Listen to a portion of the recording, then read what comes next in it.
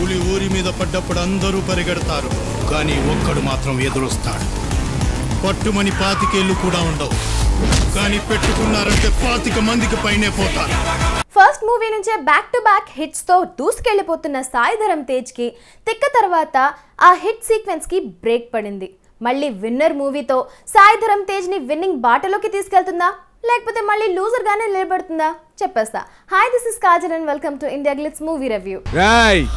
నువ్వు అంత ఈజీగా పీకేయడానికి నేనేం గట్టిపోవచ్చని కాదు, కట్టపారని దిగిపోతే. విన్నర్ సినిమా స్టోరీ గురించి చెప్పడం స్టార్ట్ చేస్తే మీరు సినిమా మొత్తం ప్రెడిక్ట్ చేసేస్తారు. అంత ప్రెడిక్టబుల్ గా ఉంది విన్నర్ సినిమా స్టోరీ. సో మనం డైరెక్ట్ గా మ్యాటర్లోకి వెళ్ళిపోదాం. సాయి ధరమ్ తేజ్ తిక్క సినిమా తర్వాత ఒక మంచి హిట్ కోసం వెయిట్ చేస్తున్న ఈ టైంలో విన్నర్ ఒక డిసప్పాయింట్మెంట్ అనే చెప్పాలి. సాయి ధరమ్ తేజ్ తన పార్ట్ వరకు తను చాలా బాగా చేశాడు. సిద్ధార్థ్ రెడ్డి క్యారెక్టర్లో పర్ఫెక్ట్గా సరిపోయాడు. హార్స్ రైడింగ్, ఫైట్స్, డాన్స్ అన్నీ సూపర్గా ఉన్నాయి.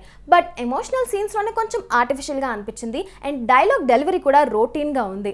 ఇది తప్ప మిగతాదంతా సూపర్గా చేశాడు సాయి ధరమ్ తేజ్. రకుల్ ప్రీత్ సింగ్ సితారా క్యారెక్టర్లో జీవించేసింది. పర్ఫార్మెన్స్కి స్కోప్ లేని క్యారెక్టర్ అయినప్పటికీ ఉన్న దాంట్లో చాలా బాగా పర్ఫార్మ్ చేసింది and she was extremely hot. అలాగే ఈ సినిమాలో కనిపించిన ముఖేష్ శశి, జగపతి బాబు, సురేష్ బాబు, సోనియా అగర్వాల్, కళ్యాణి అందరూ వాళ్ళ క్యారెక్టర్స్కి న్యాయం చేశారు.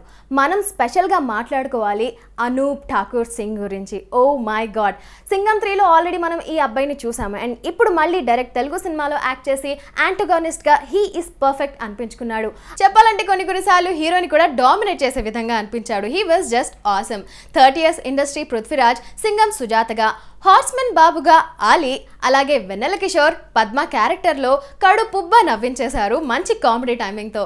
సూయ సాంగ్ చాలా బాగుంది అండ్ అందులో అనసూయ చాలా హాట్గా ఉంది. బట్ ఆ సాంగ్ రావడానికి వచ్చిన సిచ్యువేషనే అతికించినట్టుగా ఉంది.